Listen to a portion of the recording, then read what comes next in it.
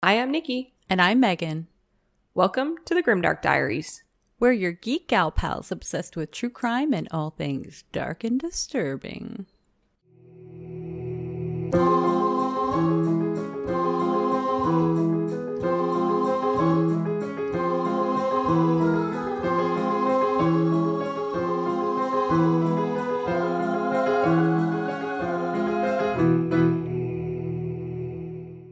Hi, hello, everybody. Megan, I got to pick up my new car yesterday, finally. Ooh, do you like it? I haven't driven it yet. Oh, what? Well, that would have been the first thing that I did. So my BFF Jen is a saint among humans. We love and Jen. She had lent us her car for stuff. So we drove down in her car and then to the dealership. And then we had to bring her car back to her. So I drove her car and my husband drove the new car. Okay. To drop her car off. Right. And then I got in the car because he was already in the driver's seat to drive the rest of the way home. And then I haven't went anywhere. How are you with driving now? I've had to drive to my games because I dance for a professional sports team. Yes. And I had 2 games, one last Friday and one the Saturday before. Mm-hmm. And those are the only 2 times I've driven. I was fine. I realized I'm definitely more nervous than I was.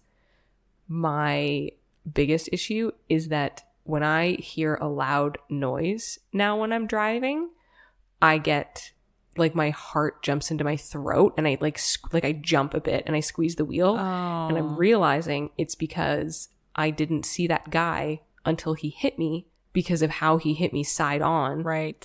And so my first indication that I was being hit by a car was the ginormous crunching of his car hitting my car. Right.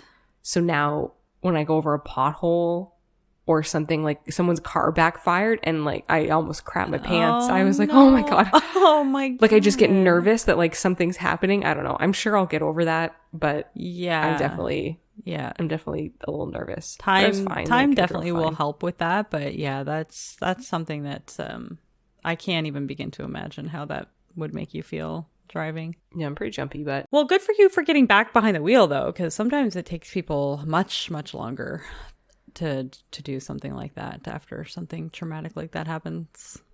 yeah, I kind of had to. So then I had to be somewhere that would only take me 30 minutes to go there. And so I left an hour and 20 minutes. Oh my God. Because I was like, if I have to pull over and have some kind of emotional breakdown. Right. Because I couldn't be late. Yeah. Because I had a dance practice to go to. Yeah. And we had to be there at a very specific time because we all have to get COVID tests and stuff. Right. And so I was like, okay, I'm going to leave an hour and 20 minutes early. And I just drove normal. Like I drove there the normal time and then I just sat in my car and read a book for a while. Well, good for you. No, that's really good. So you haven't driven the new car though. So no, I haven't driven. I'm excited. It's very fancy. It pretty much drives itself, I think. Drives itself. Yeah, it has all these features that it just does everything for you. Oh, that's cool. My car is not that fancy. Technology is wild in cars right now. Yeah. I did not realize because my car was a 2017, so it wasn't that old. No, it's only like 4 years. Yeah, no, this car is like light years Is this ahead a of that car. Brand new car, like 2021 or 20? Oh, it's 2022. 20. Oh, fancy I'm from in the future. I'm driving the future. Well, you're not technically driving it yet, but not yet.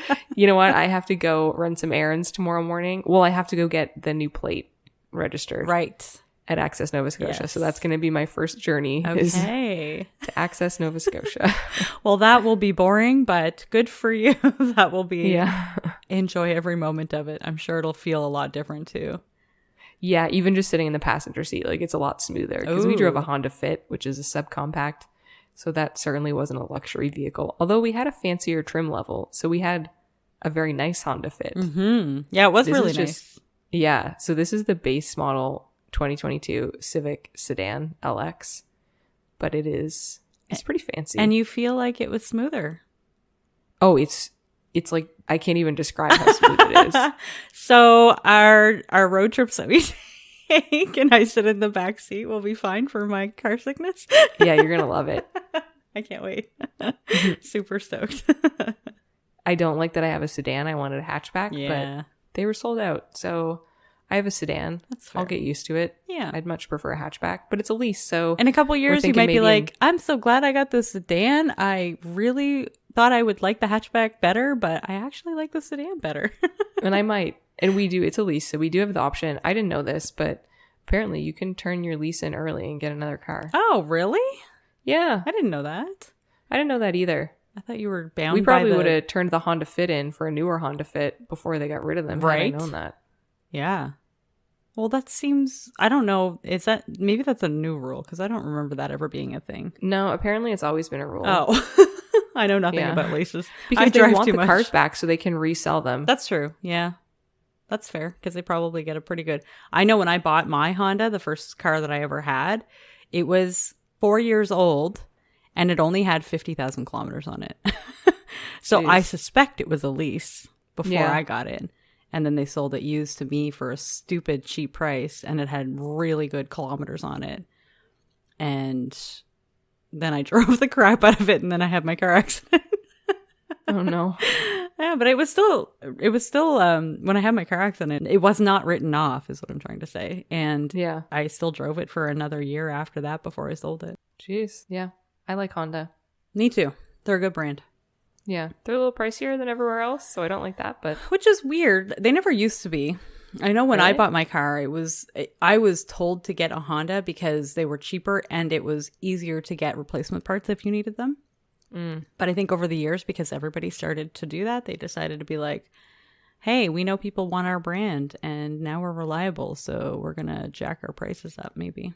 Frick, yeah. The hatchback was very expensive. Very big jump up from a sedan. And then I looked at hatchback other places and they were $10,000 less than the Honda hatchback. That's wild. I don't understand that. You think they would be competitive? Yeah, I don't know. Maybe it has extra features. I didn't actually go look at any of the other cars at any other places, so maybe they don't have all these fancy the car drives itself features. Maybe. You know what is cool? You know what I found cool other than all of the the cool things where it keeps the car in the lanes and it brakes for you and all this weird stuff. Right. So the e-brake is like a button now.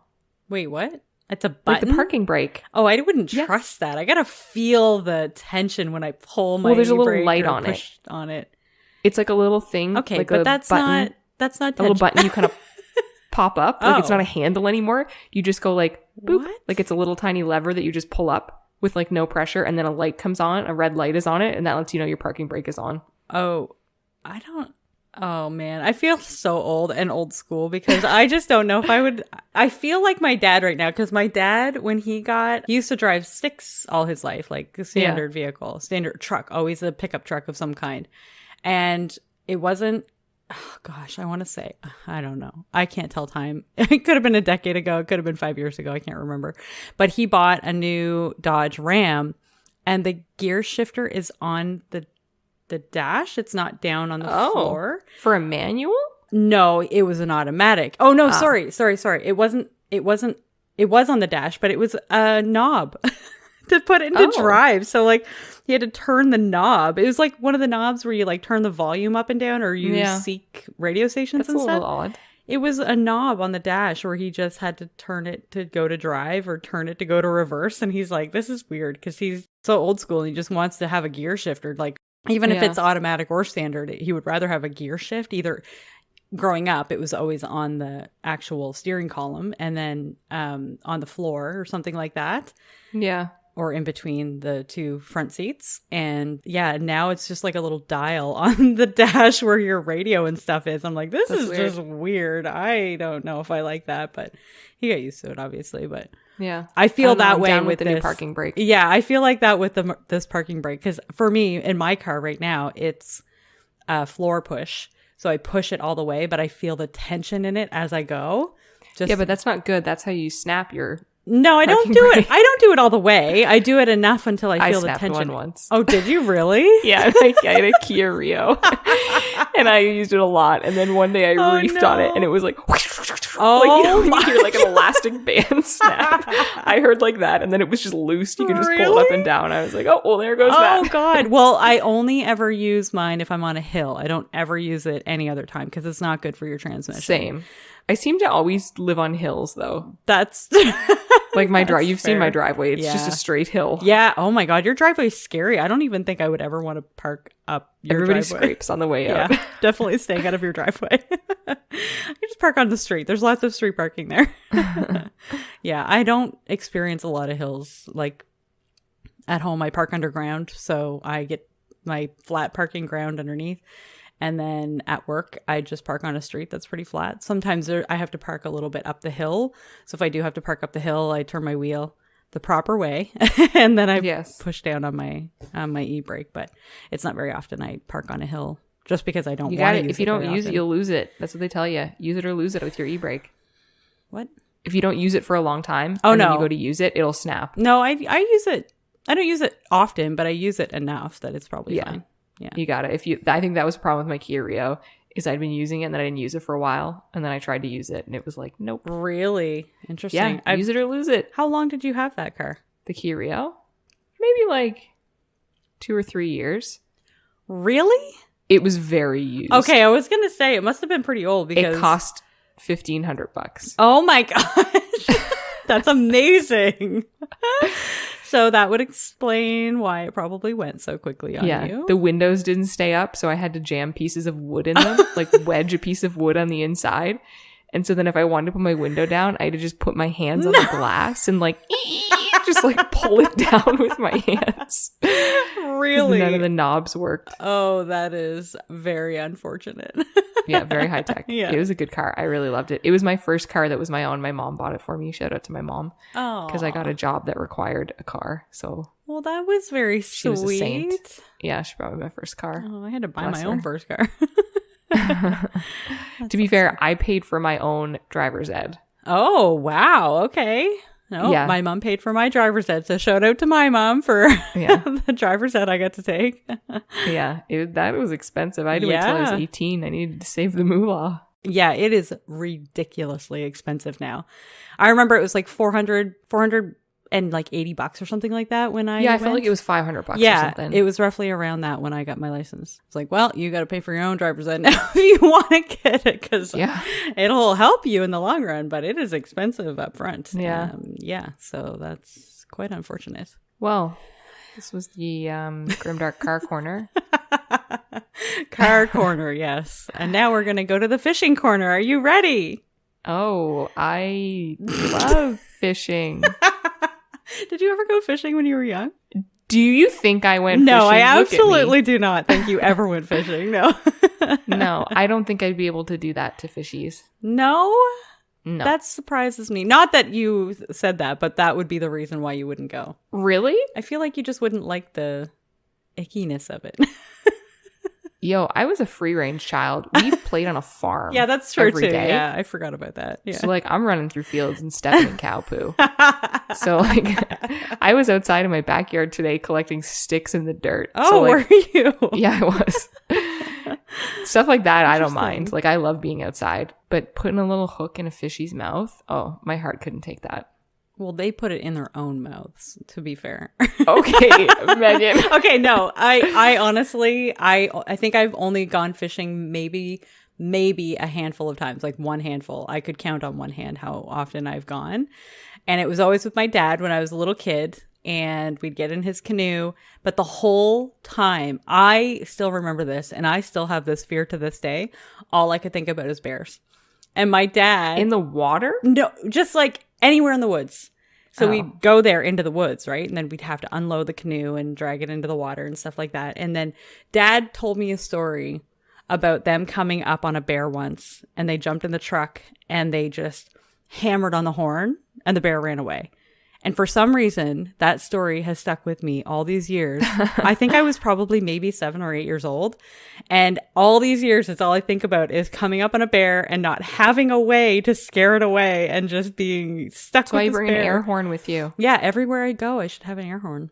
Yeah. If you're going on walks in like the wooded areas, you should have an air horn. Yeah. Well, they say a noisemaker. So there's a trail very close to where I live, and on the outside of the trail, there's a huge sign there that says "Beware of the coyotes," and to make sure that you bring your noisemaker with you, otherwise they can surround you. And I'm like, what is this? Is like a public park.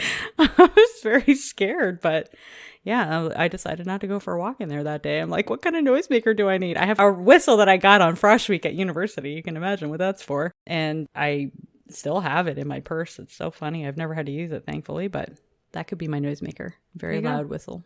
Cool. Okay, well, if you all remember, I rolled last week for Fishing in the Dark.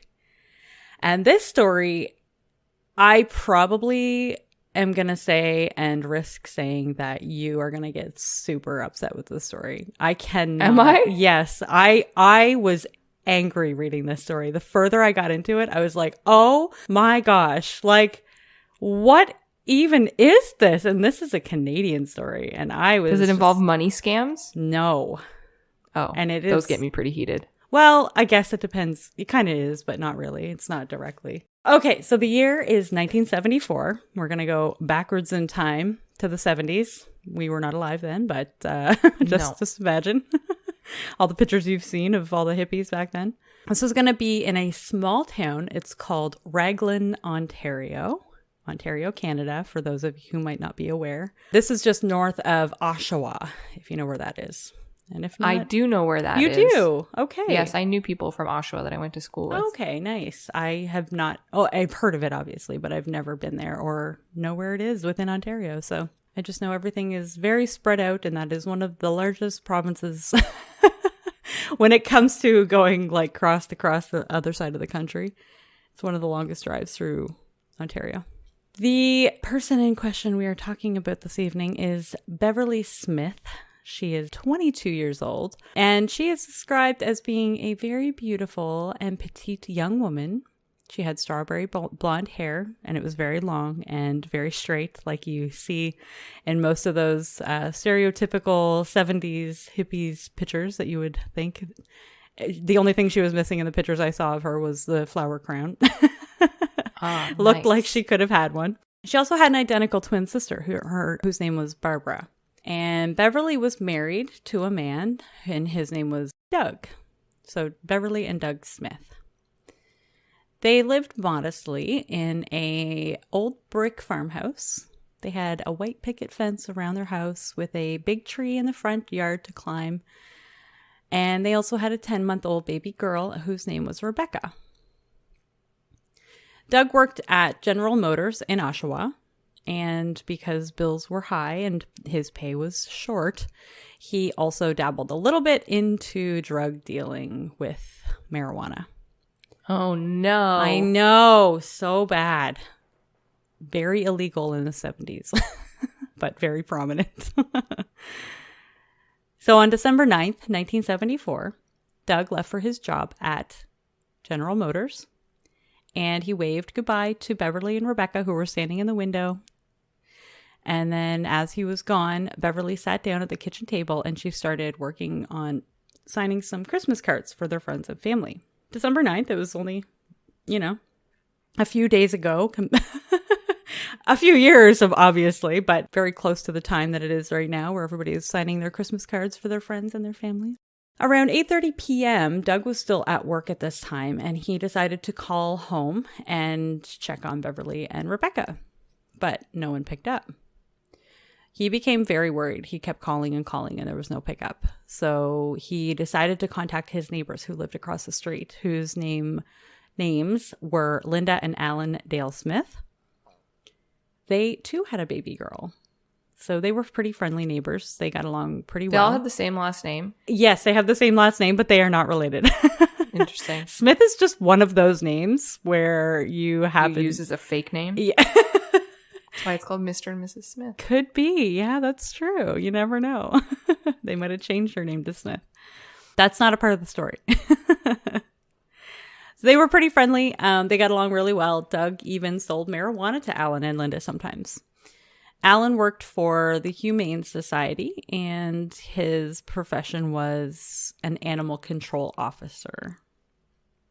Doug reached Linda and decided to ask her to run over to see if Beverly was okay, because he was calling and got no answer, so he was getting super worried. So he waited on the line while she ran across the street to check on Beverly. Linda looked through the window and she saw Beverly in the kitchen laying on the floor. and Rebecca, she saw, was playing in the living room by herself. Linda told Doug to come home immediately, and then she and Alan called an ambulance. I guess she didn't dare go in the house. No, the door could have been locked too. It was, yeah. So Alan brought his work van over to Doug and Beverly's place, and he turned the lights on. So he's got one of those, if you're, you know, that stereotypical dog catcher, animal catcher vehicles that have the lights on the top. So he took his van over into their driveway and he turned the lights on so that the ambulance could easily find the location of where they needed to go. The EMTs had to knock down the door as it was locked. They picked up Rebecca and passed her immediately over to Linda to keep her safe during the commotion that was no doubt about to take place in the home. The police arrived not long after, and it was officially deemed a crime scene. Beverly was pronounced dead. She had been shot in the head within 5 feet by a .22 caliber bullet. And there was no... But the door was locked. There was no exit wound. I know the story. The baby did it. The baby. It's like the Simpsons when Maggie did it. Maggie shot Mr. Burns. That's right. Spoiler alert. Shot Beverly. That's right. We can wrap this up, everybody. That's right. Everybody, yeah, you can go Classic home. This Simpsons. is pretty short episode today, again. But we thank Simpsons you for coming. predicts everything, so it's so they true. have this one in the bag. It's so true. There are way too many things in that show that become true, and I'm like, wait a minute, that is so obscure. How are you actually accurate? I listened to a podcast episode of one of my favorite podcasts, and they did an episode.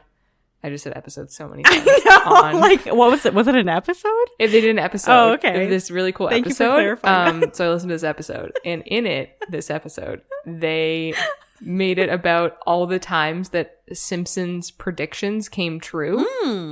It was very interesting. That would be interesting. I would love to hear that. Yeah. You should send that to me. I will. Please. Well, it's in And That's Why We Drink. Oh, okay. I don't remember which episode, so just search their website. Okay. They have because they do like we do. They do like we do. Do they? Where they name their episodes kind of funny things that was said in the episode. So then if you go to their website, they have a list. If you're like, I want the Simpsons episode, you can search up which one I will coincides. definitely check that out. I do love their podcast, but I have not even remotely caught up. But I like to start at the beginning and work my way up. Yes. Because it's worth it with them. Yeah. Yeah. Okay, good. But I'll look out that one separately because I do want to actually hear about that because I've always been interested to know. I'm like, you always see it every now and again when there's like something relevant in the news and it's like, oh, Simpsons predicted this 20 years ago. There was a lot. Really? I'm not surprised. They covered a lot. And was it everything? Yeah. They actually said it was everything that they could find. Yeah. That's wild. I love that. Okay, cool. I'll definitely have to check that out. Okay, so back to the story. So along with the murder, it was noticed that Doug was missing 6 ounces of his marijuana. Oh no, are they going to bust him for his pot? No. Nope. There's nothing about that in this story at all. I mean, that's good. I don't know, but it's very interesting. And I have it in the story a couple of times and you'll hear when we get there. But it's just so funny to me how nonchalant this whole marijuana thing is. So everything that happens after this, obviously, as well as this, but definitely after this, is a series of unfortunate events.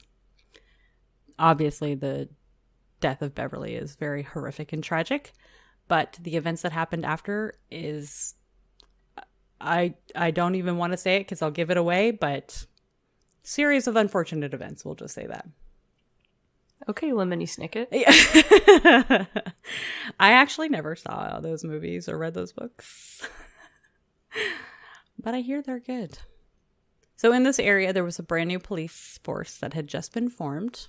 It was the Durham Regional Police Force.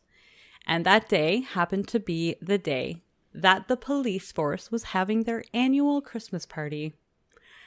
Doug recalls that on that day, he was able to allegedly smell alcohol on some of the officers that were in his home. Uh-oh. Yeah.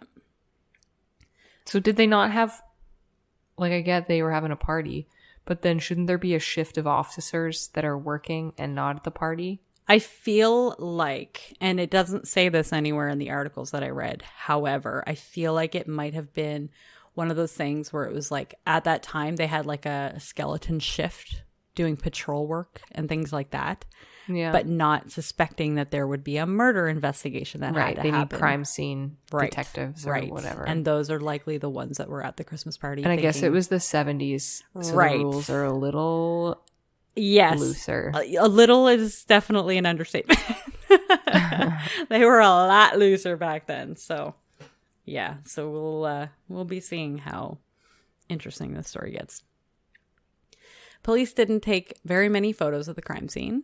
They had witness statements, but then some of those statements would later be lost. One officer even contaminated the crime scene because he was walking around all willy-nilly and he butted out his cigarettes in Beverly's ashtray. So if there was any evidence in there, that was lost and contaminated. As the police interviewed people, they determined that Beverly must have known the killer and let them in because the door was locked. So it just makes sense. Like the door wasn't kicked in or anything like that. No evidence of any kind of forced entry. They suspect that Beverly had gone upstairs to get the marijuana for a drug deal. And on her way back downstairs, she was shot in the head in the kitchen. They found out all of Doug's suppliers, as well as all of his clients from Doug. One of these people looked like he probably could have been the murderer. He was very close in some of the evidence they found. So he had given Doug a pound of marijuana right before the murder happened. And he also drove a vehicle that matched the description of a vehicle that was described by witnesses that they had seen parked in front of Doug and Beverly's home the day she was shot. Unfortunately for Doug, though, this man would later be cleared. They did whatever they could to try to gain leads anywhere, even opening up wiretaps with some potentials, but nothing panned out. They tried searching their gun networks to see who would have access to a .22 rifle. Apparently in the 70s, there were a lot of people that had this type of gun, like dozens and dozens of people had this type of gun back then in that particular area, in Durham area of Ontario. Seems excessive, but anyway. That seems like a lot for Canada. I know, that's what I was thinking. And maybe, I don't know, maybe it's a hunting rifle. I don't really know anything about guns, so don't at me, but I feel like a .22 caliber rifle might be something that is used for hunting, so that would make more sense in my mind. I have no idea. Also, know nothing about guns unless it's a glue gun. All I know is that Canada has pretty strict gun laws, so it is pretty weird to me that we would have that many people in one area have that many of that particular type of gun. So after all their searching, all the homes that were registered to this gun, they never actually found the murder weapon. Durham Regional Police Service's first murder case ever went cold in 1975. But just because it went cold doesn't mean that they forgot about it or that they stopped looking for the killer. Over the years, Doug got remarried and then he got divorced, as happens often, sadly.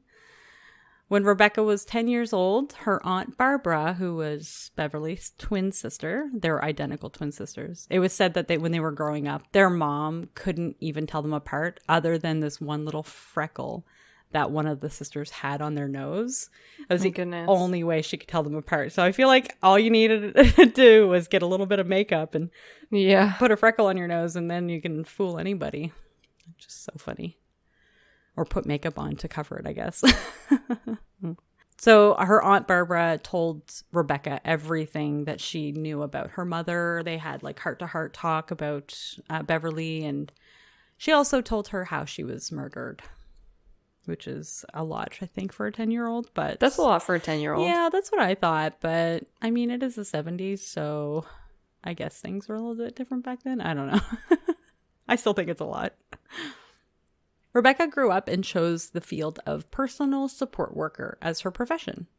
She ended up getting married and having 3 children of her own. It never failed that every few years the police would call Rebecca and Doug as well, Rebecca and Doug. And they would call them up on the case, but there was rarely anything new or concrete to tell them. They would call them just to check in and give them any updates that they might have, which I think is actually super sweet that they do that. Yeah. They give them updates and stuff. In 2006, Rebecca, who would be around 32 years old at the time, she went into David Kimmerly's office at the Durham police station. David was soon to be the head of the major crimes unit. And she told him that she was losing hope. I wasn't going to add this part to the story, but it really hit me hard on how sweet it was. She said that she was losing hope and she asked him to hold on to it for her. And as she said this, she passed him a little stone that had the word hope engraved on it. And he ended up keeping that on his desk throughout this entire investigation. That's precious. Yeah, isn't it? I know, that actually stabbed at my heart a little bit. Stabbed at your heart? Yeah, it made it... Usually people say tug at your heartstrings, but Megan's no, that one really stabbed me. I don't know. I find pain aggressive. What of it? Oh God. No, it was a very sweet moment.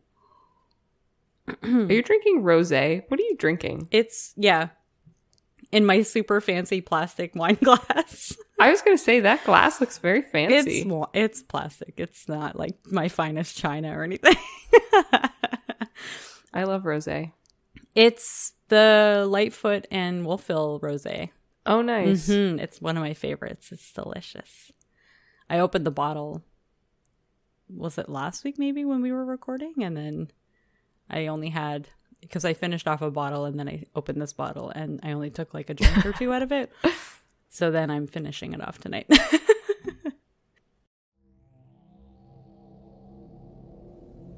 Hey guys, this is Todd, Sean, and Nate, and we are from the Middle Aged and Creeped Out podcast. We drop full episodes every Wednesday night or Thursday morning, and our middle-aged mini episodes drop on Saturday afternoons at 3 o'clock. And if you enjoy discussions about the paranormal, weird, unexplained, and just plain creepy, then check out our show. You can find us however you listen to your favorite podcasts. If you like what you hear, don't hesitate to give us a 5-star rating and review. Telling a friend, family member, or even a coworker about us helps the show. And you can also find us on Facebook and Instagram by searching Middle Aged and Creeped Out. And our TikTok is @Mako Podcast, and that's with 2 A's. Well, Nate, what do you think? That's the end of our promo, and that's a wrap. Well, there you go. So until next time, creepies, Nate is your sound engineer. We are your hosts, Todd and Sean. And they are middle-aged and creeped out. Keep it creepy.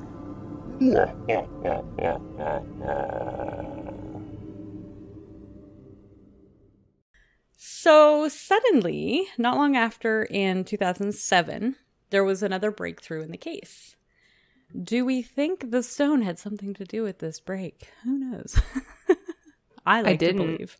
But then you said that. Oh. That wasn't in my mind. That was literally the first thing that I thought of. I'm like, oh my gosh, it was literally a year later and a break in the case after 30 some odd years. Definitely the stone. Do you think the stone had a spell put on it? Ooh, maybe. It could have been left out in the moonlight, full moonlight energy. You never know. I don't know how things work in that. I could tell by that sentence. Yeah. I just know what people like to do sometimes, and that's just something that came to mind, which is obviously wrong. The full moon does have very good energy. I've heard. I put my tarot cards, they get a full moon bath every full moon. Oh, okay. I put them on the windowsill out of their box so that they can get cleansed with the full moon. Cleansed? Yep. And do they gain energies? I think you said that before. Or Yeah, I mean, I do the full moon because I feel like it kind of cleanses them and, purifies them, washes away any bad juju that's on them. Impurities? Perhaps. Yep. That's interesting. Mm-hmm. Cool. Gives them a good charge. Yeah, so maybe that's what happened with the stone.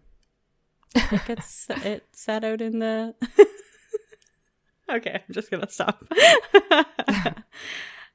So next on the list, this is the breakthrough. David Maunder was interviewed by the police. He wasn't interviewed initially, but he was an old friend of Alan Dale Smith's, who was the neighbor who lived across the road from Doug and Beverly. David told the police that he called Alan on the night of the murder asking him for some marijuana because he knew he had some access to it. Alan was like, hey, yeah, no problem, and said he'd get some for him that night. The next day, Alan called David saying the order was ready to come pick up. David also slid into the police there that Alan, too, had a .22 caliber rifle. Alan Dale Smith was born in 1950, and growing up, he had a lot of problems. He didn't pass 5th grade, and he only made it to grade 10 before he dropped out of school. He would hear voices in his head and see things that weren't there. He did what he could, so he saw doctors who tried to help him, but sadly, it didn't do anything to help his condition. He once said that one of the voices that he heard in his head was he was able to capture. He imprisoned it and then left it in a town called Scarborough in Ontario. I thought it was going to be a thing like in that Dr. Sleep movie. Have you seen that? No. It's like the sequel kind of to The Shining. Oh, I heard about it. Yes, but I've never seen it. Ewan McGregor basically plays Jack Nicholson's kid as a grown-up. Oh, okay. And I saw it once in theaters and I was very scared. But something about Surprised you watched it. the ghost. I saw it in theaters. I got free ticket. Yeah. Shout out to my homegirl, Elle. I'm pretty sure she gave me the free ticket. Okay. That makes sense because Elle is all about the horror and the... Yeah, she loves horror. Yeah, so I feel, when I watch something scary with her, I feel slightly braver. That's because fair. she loves that stuff. Like, she lives for horror. So I'm like, oh, she's not scared, so I don't have to be scared. But then, spoilers, I'm always scared. But he does something because he's seeing ghost spirits or something. And so he locks them in boxes in his head. Oh, interesting. Yeah, that's where I thought you were going with that. Oh, that's interesting. Okay. I mean, it could be similar to him in his own mind. I don't know. That sounds like a very psychological thriller, more so than a horror.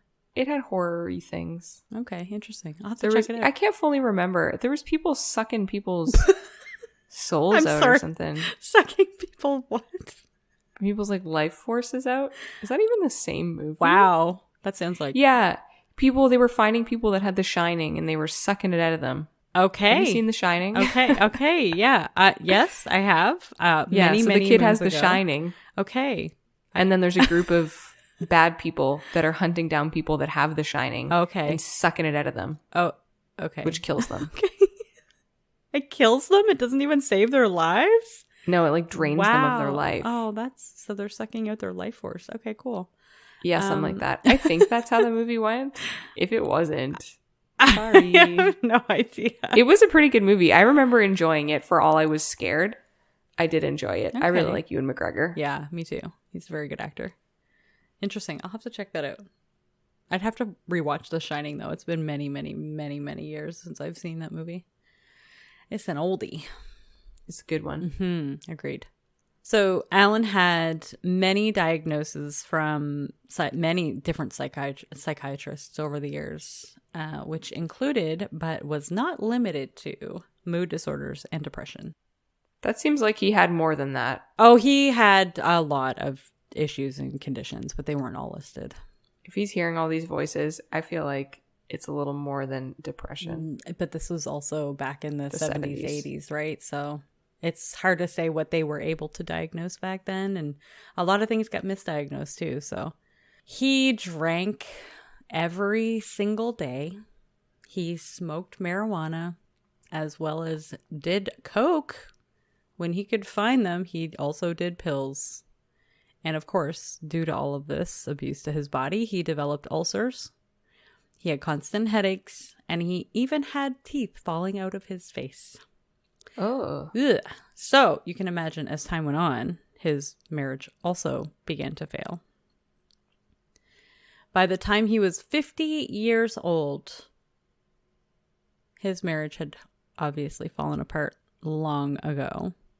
Sadly, he could only make his money by living off of his pension from the government at this point and living with his daughter in Coburg in her basement.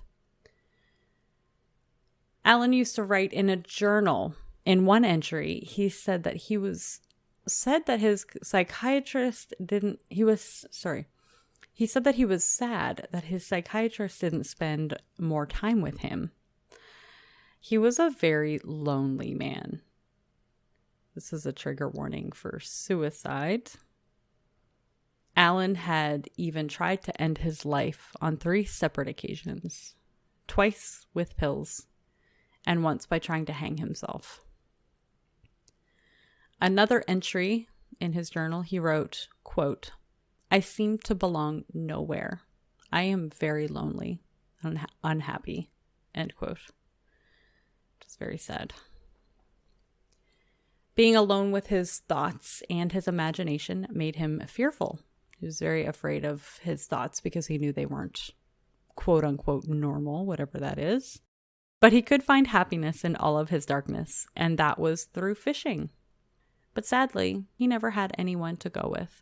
Aren't you supposed to kind of go by yourself because you're not allowed to speak or something? Fishing? You're supposed to be quiet. You'll scare the fish. Oh, that's fair. You should go fishing quietly. But I don't know. I feel like you can go with other people and be able to. I feel like in every movie I see, whisper. they're like, you can't speak. Maybe. You'll scare the fish. And if people try and talk, they're like, shh. That's my fishing knowledge. I don't know, I guess. I mean, I feel like when I was 7 or 8 years old, I was not quiet. And we still caught fish. I was a very talkative child, if you can imagine.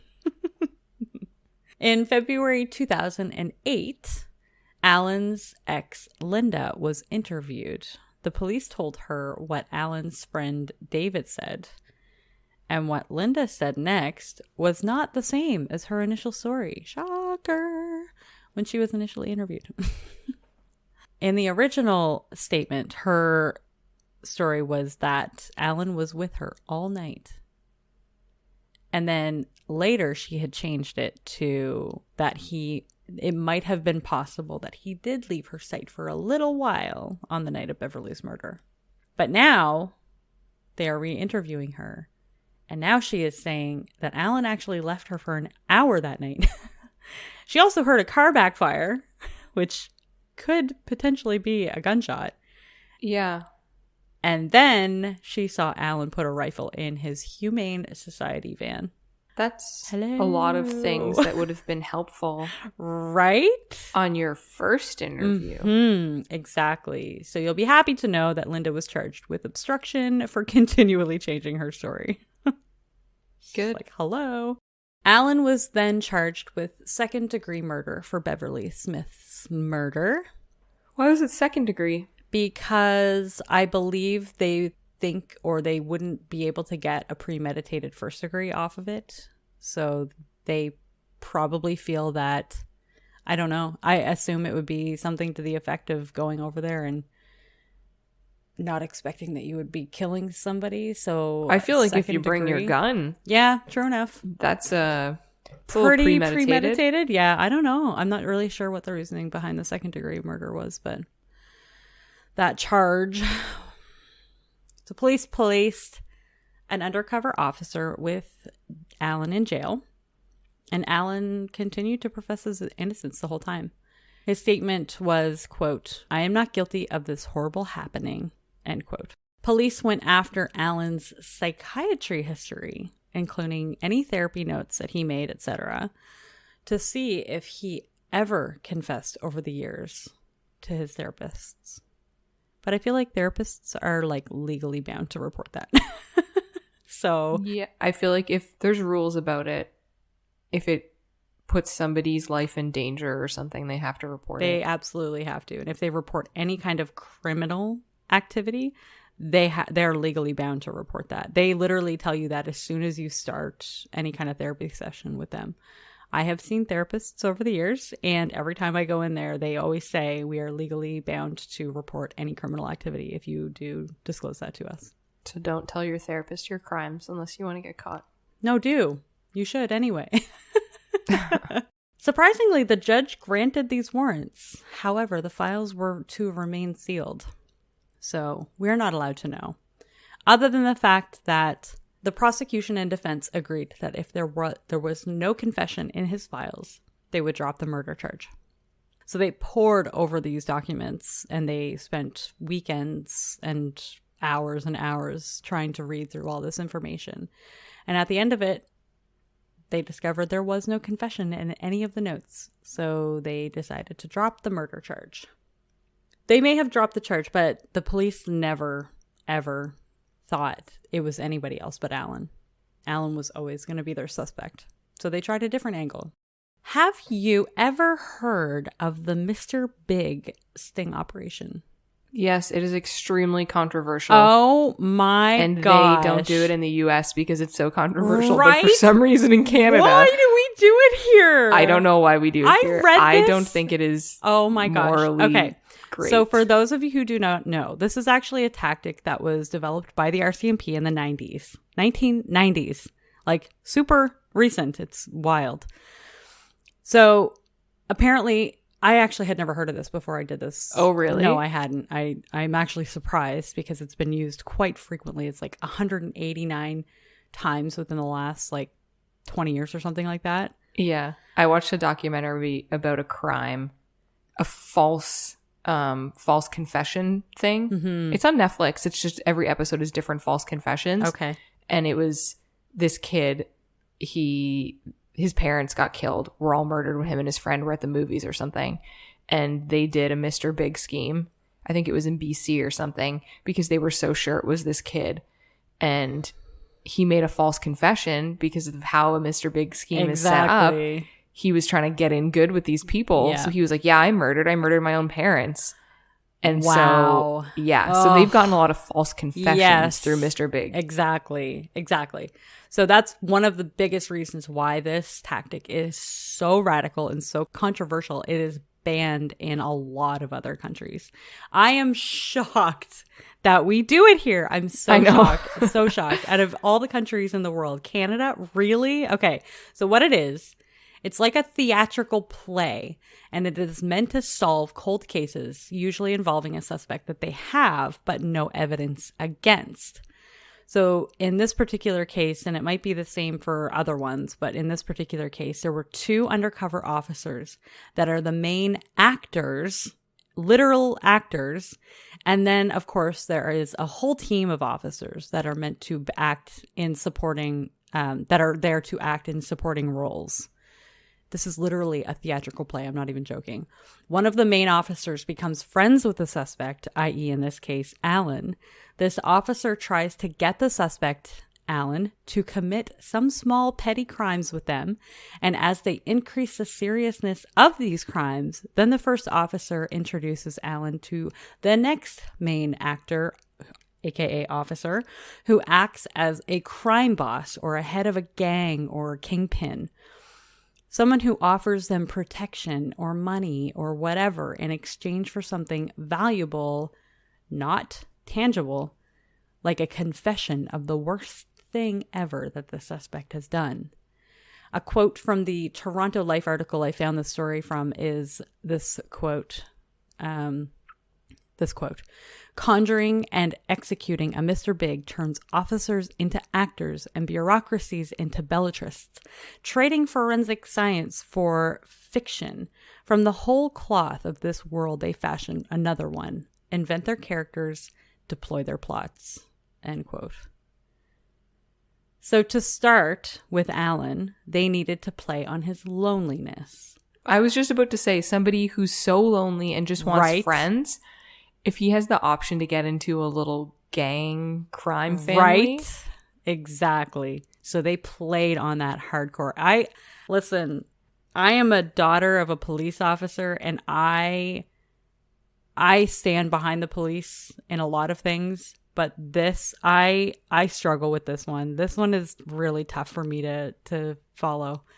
So they played on this poor man's loneliness. Again, I don't know if he's guilty or not, but at this point, it's unknown, and they don't know that for sure. So they're playing on a man's loneliness. If he's innocent, then that's one of the most awful, traumatic things you can do to a human being. If they are already lonely, depressed, have issues with suicide, I'm sorry, but this is not I do not agree with this at all.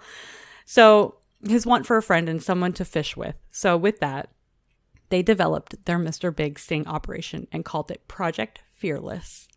It was run by Detective Sergeant Leon Lynch, who took over Beverly's file in 2003. One of the officers moved into Alan's neighborhood in Coburg to help set up this act.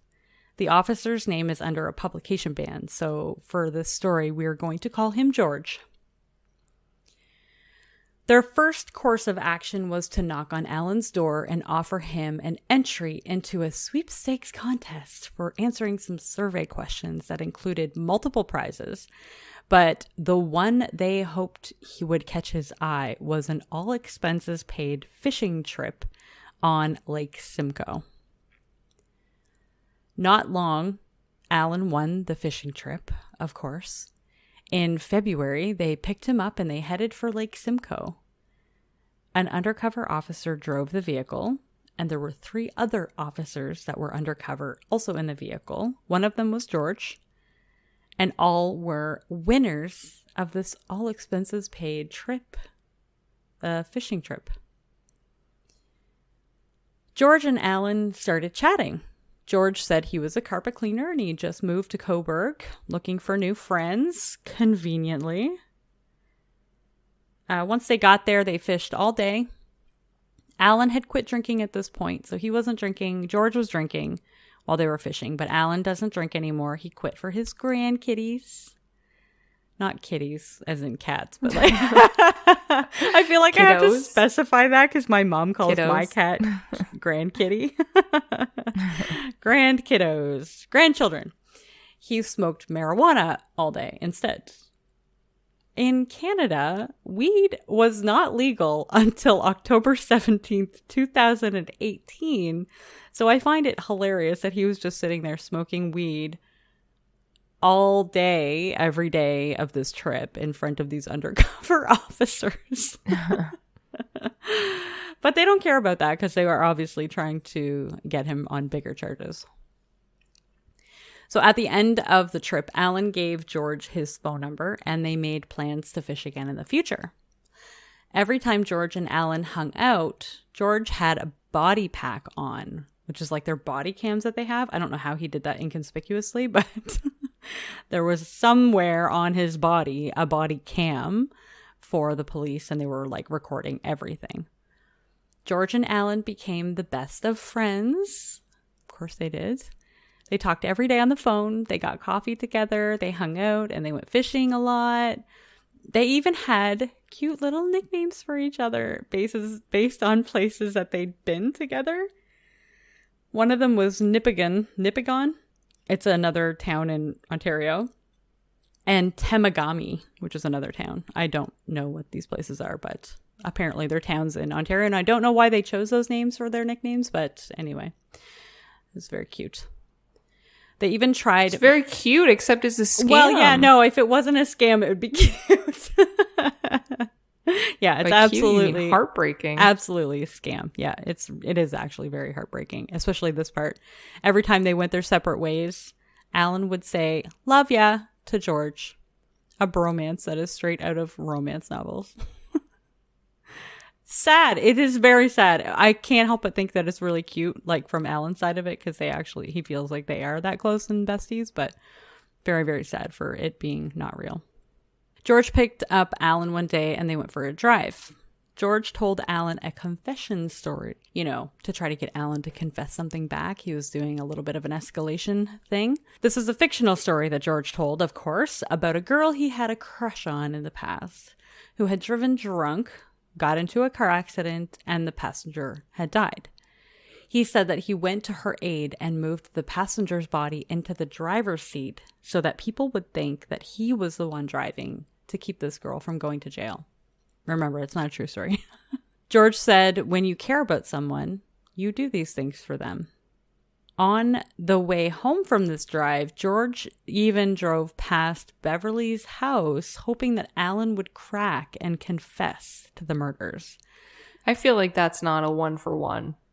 No. I moved somebody's body Absolutely to protect somebody not. and I shot somebody in the head. Right. Yeah, That's- exactly. Do better, George. True. That's true. But Alan said nothing. He must have felt the same way. Except his sympathies for what George went through. Soon, adventures escalated. George would pick up Alan with all of their fishing gear, then told Alan that they weren't actually going fishing. They were going to go deal some drugs instead. All of the players here are cops, of course, but George would still give Alan real money for his time. $200 even. April came, and Alan still had not confessed anything. So, time to bring in Mr. Big. They met Mr. Big in Newmarket. Alan watched as George did a big drug deal with him. On a different day, Mr. Big and George, with Alan watching, stole a boat so that an undercover cop could commit fake insurance fraud. This is wild. Every time I laugh, it's not because I think it's funny. It's just wild. I just can't believe all of this stuff is happening. And it just gets wilder. Mr. Big told Alan about his grow up. He bragged about spending a quick $10K during dinner in Toronto. Alan wanted to impress Mr. Big, so he told him that he had a relative that was in the mafia and that Alan had been arrested for a murder charge and wanted to sue the cops because he said he didn't do it. That wasn't really much of a confession, though. So July came, and Mr. Big had a big project for George and Alan. He wanted them to sell 40 pounds of marijuana to one person and then steal it back. Once that was completed, they'd all go fishing together at Pigeon Lake in the Kawarthas, which is a lake that's about 90 minutes east of Toronto. I've never heard of it, but it sounds beautiful. Mr. Big met the guy in the Costco parking lot. He handed him 40 pounds of weed for money. And once the deal was done, they all followed this man who just bought all this weed back to his hotel, which was a Comfort Inn, I think they said. Mr. Big handed George a sawed-off shotgun. George went in, and Alan was to go in around 30 seconds later. So George ran in with the gun, ordered the guy to the ground, and then Alan ran in and stole the marijuana. Then they took the drugs to Mr. Big. A knock at Alan's window just after 1 a.m. the next morning woke him up, and he saw George standing there. He thought they were heading to their fishing trip early, so he got up and went out to see what he wanted. Unbelievably, they actually met up with Mr. Big, who was covered in blood, and said there was a problem. He said there was a dead body wrapped in a tarp in the back, covered in blood. Mr. Big said that it was the guy they had stolen the drugs from. Obviously, it wasn't a real body. It was a weighted mannequin that was covered in sheep's blood. Mr. Big ordered them to get rid of the body and make sure all the evidence was destroyed. Alan panicked. He didn't want to be there or be a part of this in any way, shape, or form. I can't say I blame him. He wanted to jump out of the truck and run, but they were really far away from where he lived. They went into an industrial park in Vaughan, I guess. So he wouldn't be able to get a cab. He didn't even have the money to do it anyway. And he honestly didn't even have a clue where they were. They loaded the body into George's truck, and afterwards, Alan begged George to take him home to get him out of there. He was visibly shaken. He couldn't stop shaking and thought he was going to throw up. They pushed the body down a hill in the middle of nowhere. They smashed the cell phone with a hammer and threw it out the window of the truck that they were driving as they were driving. They ended up at the cottage they were going to by dawn. Alan went to sleep, and after he was out, George went out to talk to the other undercover police officers that were also there to try to figure out a plan to get Alan to confess to Beverly's murder. They had thought initially that they wanted to do it together as a group, but then they thought that that probably wouldn't go down very well in the courts, so they decided it was best if George tried on his own to get him to confess. The next morning, Mr. Big told Alan and George about having to kill the guy because he thought he had a knife. So the guy came after him with a knife. Well, he thought it was a knife. So he took out the gun and shot him. After this, Mr. Big said he needed Alan and George to confess something equivalent to him so that they were on an even playing field. Mr. Big said that what is said there stays there. Really, though, it was just blackmail. George told the story that he had already told to Alan about the girl he liked, drinking and driving and killing the passenger, etc. When he was done telling the story, he left the room.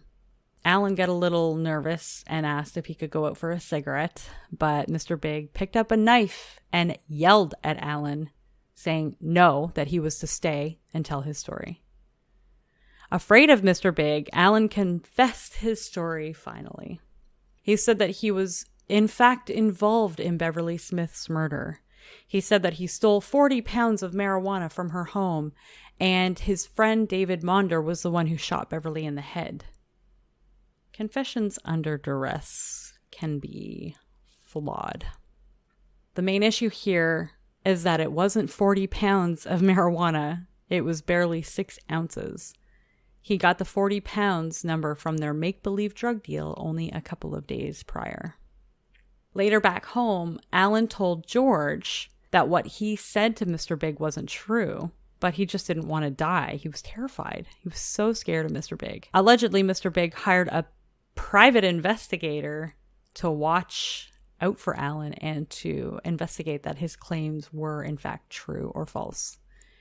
And Alan was worried that it was going to get the Durham Police Service on his back again.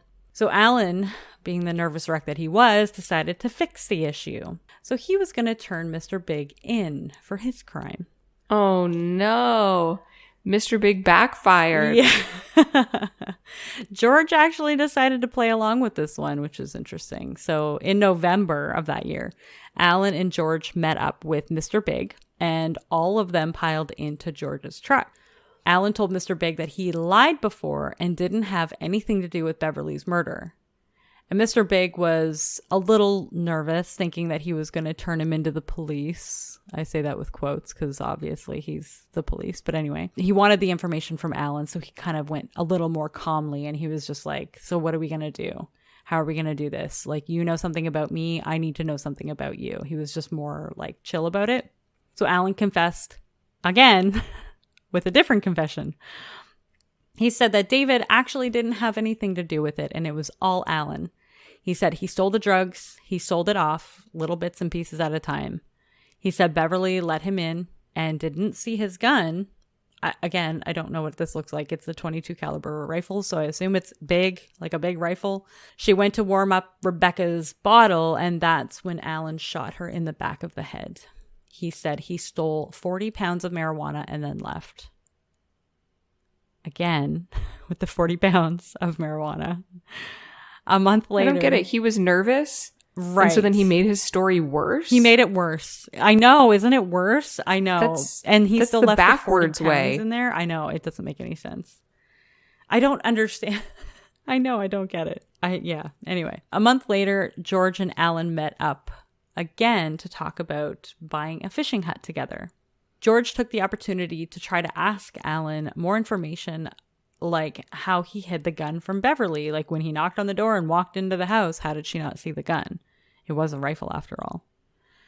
At first, he said he hid it behind his back. But then he changed his story and said it was actually in a winter coat. And then he changed it again and said that he actually had the gun down a pant leg. His story kept changing over and over again. So then George tried to understand how he could steal 40 pounds, as it was like 10 garbage bags worth of marijuana. So he wanted to try to confirm the weight, because George knows in his head it was barely 6 ounces. So how are you getting 40 pounds? Because 40 pounds is from their drug deal, their fake drug deal a few days before. Alan said that his 40 pounds was in one garbage bag.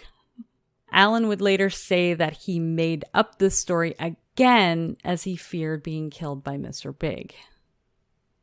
But on December 10th, 2009, police finally moved in and arrested Alan Dale Smith for first-degree murder this time in the death of Beverly Smith. It had been 35 years and 1 day since her murder.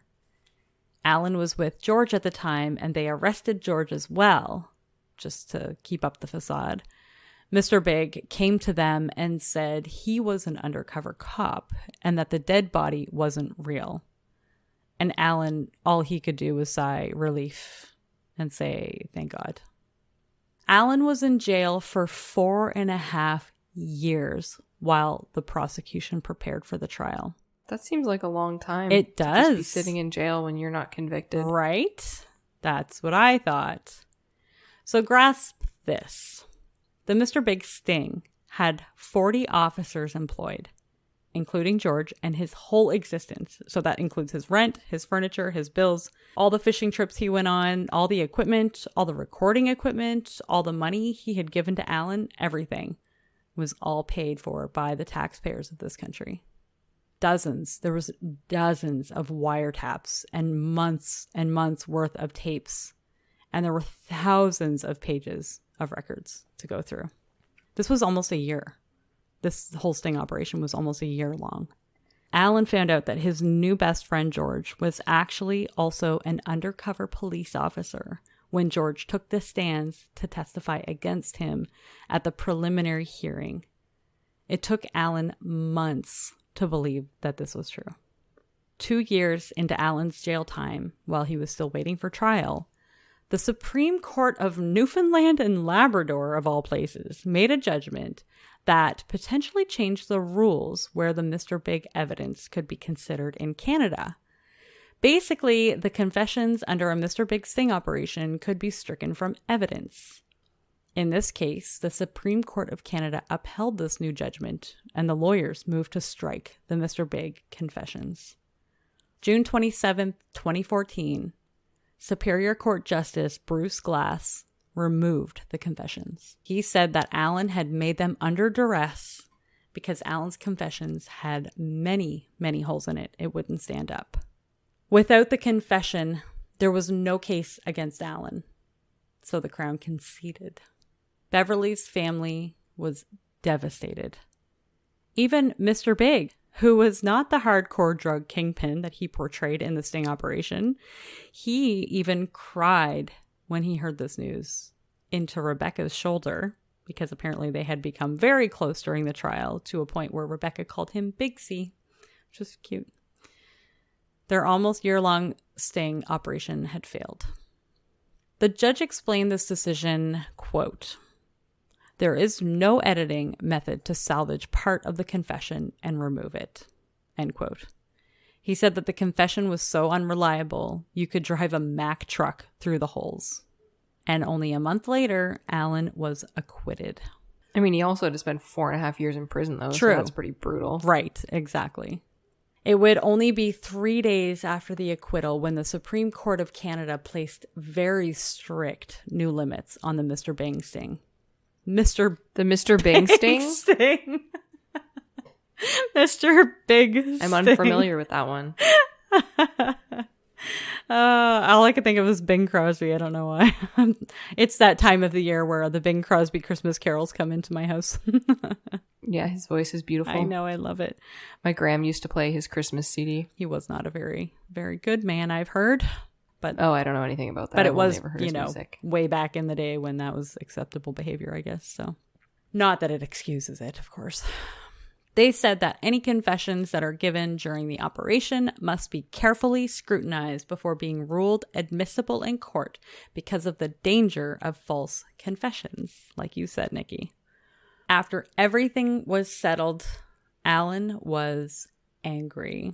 He decided to get his revenge by suing the police officers, including George and Mr. Big, and everyone who helped them in their Mr. Big sting operation. So the lawyers filed a suit for $19 million in court against a dozen officers from 3 Ontario police forces. He also is suing the Attorney General of Ontario and 3 Crown attorneys who counseled homicide investigators with their sting operation. The Durham Police Service sued the Crown. So this is like unheard of territory where like police and the Crown prosecutors are like going to war against each other. But the Durham police sued the Crown for giving them permission to try the Mr. Big sting. How can you sue somebody for letting you do something you asked to do? That's the thing. So, which I'll get to in a second, but 40 years passed since the murder of her mother. Rebecca has moved across the country, and her father, Doug, sees that Alan has moved into the same neighborhood as them again. At this point, Doug saw Alan taking garbage to the curb, and that obviously brought about an argument between the two. So on Alan's 63rd birthday, Rebecca sent Alan a bunch of orange roses, which were her mother's favorite flower. And she wrote him a note that said, "Happy birthday, Al." And this was written next to a smiley face. "I hear these were my mom's favorite." And that's it. So when Alan received these, he felt terrified, like he had to hide. He said he didn't do it and that Beverly's family has unfairly made the choice that he was the killer. In August 2019, the Court of Appeals determined the Crown was not responsible because even though they had given the advice, police did not have to take it. So the court basically said, listen, you decided to take the advice and you also went through with it yourself. You guys made that decision. That's on you. It also, if they had actually charged the Crown or whatever and went through with that, that would have set a precedent that would pit police and the Crown prosecutors against each other, which would have devastating effects all across the country, I have no doubt, which would not be good. So Alan's other lawsuits did go through the courts, and that is all we know so far. I'm assuming because of how late this was in 2019, COVID hit in early 2020, and we are now waiting to hear from the court system about how those lawsuits go through. There's still $19 million hanging in the balance of how this might go. So I wonder if anyone has ever sued after a Mr. Big and won, like a person. I did not look that up. That would be interesting then that would to set know. a precedent. Mm-hmm. Yeah, I hope so. I feel like there needs to be new precedents set after this because this is just, I can't believe we practice this in this country. Like, this is not, I don't like playing against people's humanity. No. Right? Like, I don't feel like this was okay. I don't know if I can't tell if he's guilty or not, honestly, from this story. I have no idea. He was acquitted and he's living free at this point. Somewhere in Canada. I have no idea. Somewhere in Ontario, I believe.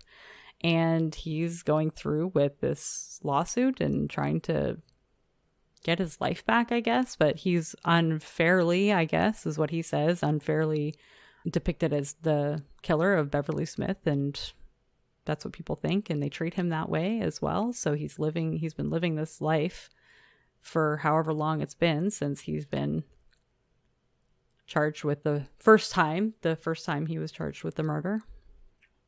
And yeah. Wild, do you think he did it? I'm curious. I have no idea. There's no evidence. No.